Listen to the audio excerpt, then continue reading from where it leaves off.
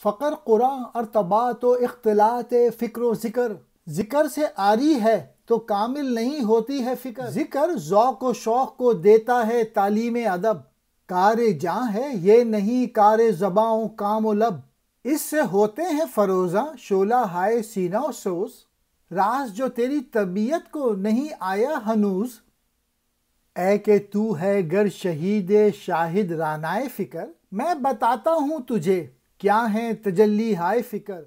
قرآن کا فقر ذکر و فکر کا اختلاط ہے۔ میں نے ذکر کے بغیر فکر کو کامل یا مکمل نہیں دیکھا۔ ذکر کیا ہے؟ ذکر کو ادب سے سکھانا ہے، اور یہ جاں روح کا کام ہے نہ کہ زباں و لب کا۔ اللہ کے ذکر سے سینے کو جلا دینے والے شعلہ پیدا ہوتے ہیں، اور یہ ابھی تک تیرے مزاج کے ساتھ موافقت نہیں رکھتے۔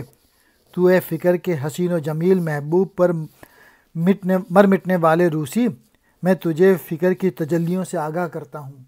ذکر کی بات ختم ہوئی، اب فکر پر روشنی ڈالی جائے گی کہ فکر کیا ہے اگلے شعروں میں۔